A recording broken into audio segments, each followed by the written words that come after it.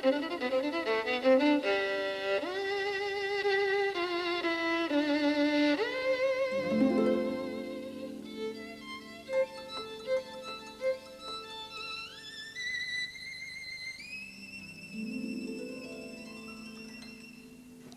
is the painting called Olympia, painted by Manet about 1863, which caused an enormous scandal when it was exhibited in 1865 at the Salon.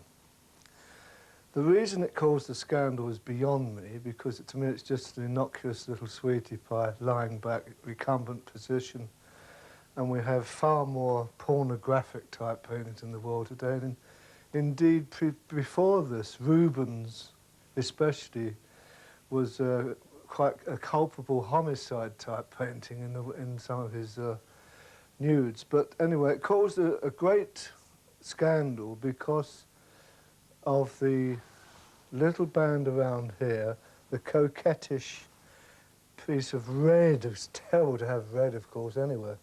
And the negress there, and the black cat especially, giving a feeling of black magic, all the connotations of evil.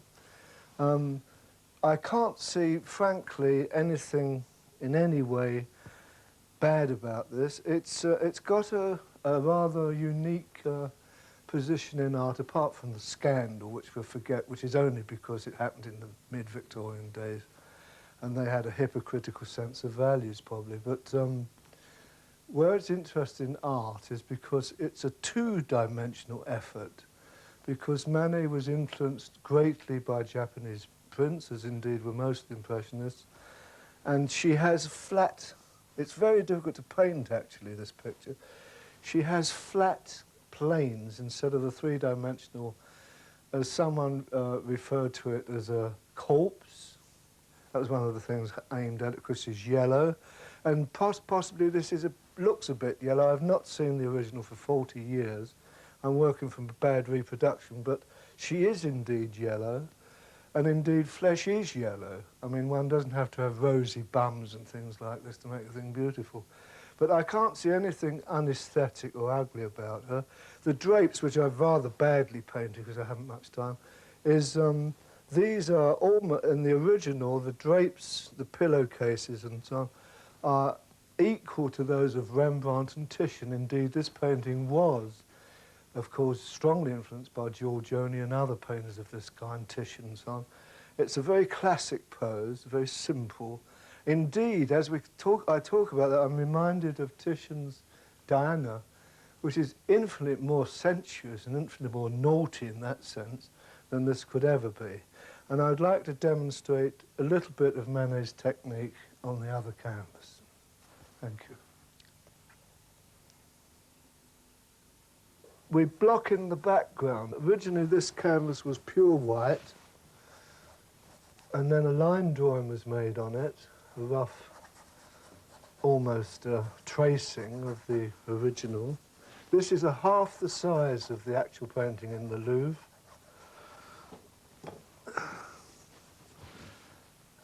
And on that we washed yellow ochre. This is to break the luminosity of the white, at the same time allow the drawing to show through. Sorry, darling. Manet was born in Paris in 1832, 2 years before Degas, and was the son of a chap who worked in the ministry, high official, Minister of Justice. And his father wanted him to be a naval officer. And he entered an examination and failed, fortunately for us and art. And he went then, I think he tried twice and failed it. Anyway, he went into the studio of Thomas Couture, who was an academic hack, so they say. And after what I consider a very long time, 6 years, he left and started his own studio for money given to him very kindly by his parents. His mother was pretty well off. And became there more or less a revolutionary painter, painting in his own style, which we know about, in a completely different way of painting, modern. His technique leaves a little to be desired, I feel personally, but that's a matter of taste. He's a very clever painter, intelligent, and will always go down in history as a leading member of the Impressionists. In the painting of the flesh, although it's not easily recognised at the moment because of the yellow underpainting, Manet would have endeavoured to do the minimum of modelling. It isn't easy. Unlike his copy of Titian or Giorgione, did both when he went to Italy as a young man, he painted traditionally. And as we know, Titian, of course, would make a kind of chiaroscuro painting first, and then put the flesh colours on that, whereas Manet's endeavour was what it was termed by the Victorians as a manly effort, a manly occupation of painting alla prima in one go. So the whole thing would be designed and blocked in so that he could just quickly and very bravely, I can't do this in the same way because I'm copying and this inhibits you, but he would work like this in a very strong and confident manner. He was a very fast painter. Indeed, his critics said, and I agree in a way, that sometimes he was too fast. He was what we call now slick in some ways. But his colouring would be modulated to create the minimum of form in the way of shadows and lights and so on. You get a different art form. You get something more approximating the illustration, the illustrative form of painting, which is in great demand today. Indeed, one can mention even someone like Hockney, with due respects, you wouldn't mind, who paints in a more two-dimensional way, more illustrative method of painting, which in itself has its own charm and beauty. I'll now put some dark accents in the lady's hair, because she was famous, she's a redhead, of rather very French-looking lady, if you can use this expression. She's very French. She has the grace and all the feminine attributes that we associate with these ladies of the period. She was probably a very nice person. They were great friends. Vittorine, I think her name was. Sounds like a brilliantine hairdo. It's quite often obvious that even not allowing for the usual scandals associated with artists who paint naked ladies, you become friendly in every way because it's an arduous job being a model, and it needs a certain temperament. Indeed, I know many models, and they're very lovely people usually, very philosophical. They have to be. It's a hard job.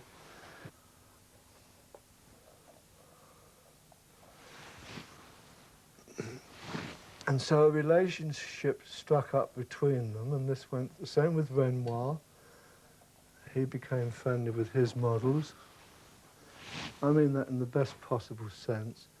Here I'm very carefully drawing, let's call it a demarcation line. It is a very bad thing in art to leave lines. You should draw them and lose them and draw them and just make accents. A lovely little piece of colour here, and it's wonderful in art how you can imagine the girl coming into the studio posing, And he'd say, well, wear your slippers, they're very pretty, and immediately see they were lemon yellow. And without realising it, probably thinking lemon will be a foil against the white. And what is the best complementary of all for yellow is blue. And of course, a century or two before him, Vermeer gave us that in his wonderful paintings in Holland. So a little powder blue makes the complementary. You've put this in the whole of this. I think they're called mules, these shoes, these slippers. I'm not a gen man on boudoir appliances.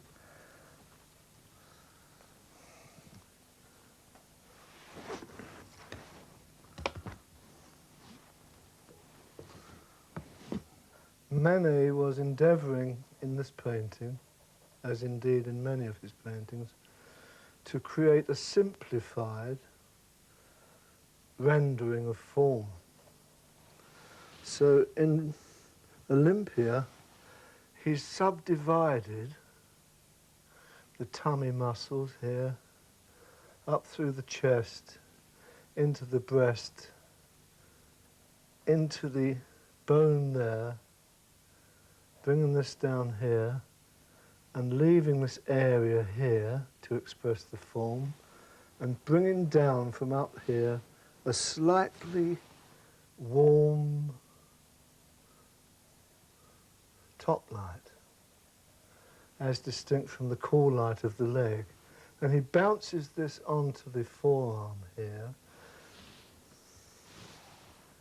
in order to create the foreshortening of the forearm. This is warm, this is warm, this is cool. The whole thing is extremely subtle in its conception. But one of the most difficult pieces of painting he found was the foreshortening of the hand.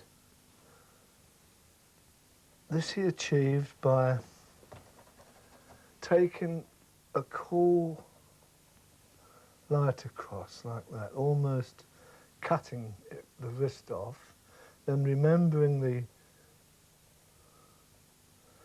supination of the forearm bones, a little division there, a little division above the thumb, and an extremely careful touch in each finger to create the complete foreshortening, the emphasis around it. And taking the sable,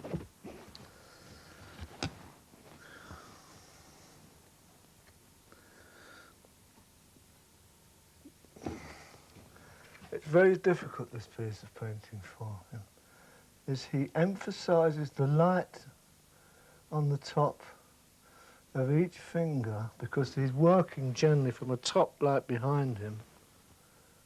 It strikes there, and the knuckle bones of each of the fingers as it touches the hand and the thumb. I've emphasised this to teach, really. And then he plays back on that, because it looks as overdone now. He plays back on that again with his fresh colour, which gives him a double chance. It's like painting around the head of a portrait, the background. Gives you another chance to re-establish your original drawing. And although I've painted this quite crudely, it should register as what I'm trying to say. Now, in between there, with the same warmth, he touches the division of skin between each finger and thumb. 1, 2, that'll do, yes, that's enough. This, of course, would be painted more, but let's leave that for now.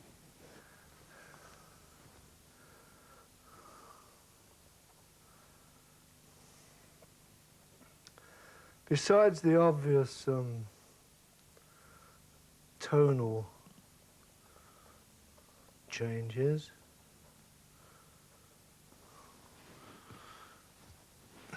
Manet would have been desirous of making cool against warm, dark against light and so forth throughout the picture, as all true painters of truth do. And so he adopted the ploy of previous masters of applying the many colours one achieves in white to silhouette the form of the girl. This takes a considerable amount of painting, and he would now come back to the details, a little highlight on the gold here. Also, not just representing the bracelet, but very importantly, representing the light from back above him coming down, and this would be the highlight there. And there's a pearl in there, which I won't hold to paint, which will give a little touch to break up each shape telling within the shape. And as a ploy against this, just as he employed the colours to represent the shapes between, here in the pillow is a beautiful highlight of white, which shows the form as it presses in, the arm presses there, the body presses into there. So all these point towards the pressure in there, like the folds in trousers, the creases in trousers or skirts or whatever. Each material having its own type of form. In the 18th century, 17th and 18th century, of course, men were, not many women, but men were employed purely as painters of cloth, silk, satin, and they spent a whole life painting the various textures of cloth with individual nature. In relation to Manet's eyes, invariably he painted them looking down, downcast, and Olympia herself has virtually got a haughty expression. Excuse me. This is probably why it created such a furor. It wasn't just the sexual connotation, it was the disdainful look of people who thought, there's this prostitute lying back here wantonly exposing her body with this disdainful look. And of course it upset the bourgeoisie and the hypocritical religious people of the day. But the lady, I can't see the girl's eyes in this, but I suppose they would be looking at her mistress.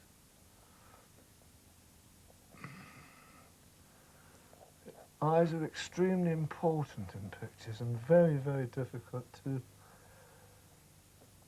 create with feeling, because the slightest, I worked it out once, about a 65th of an inch, even less, one way or the other, become astigmatic or cross-eyed or a technical phenomena takes place in the painting of dark-skinned people.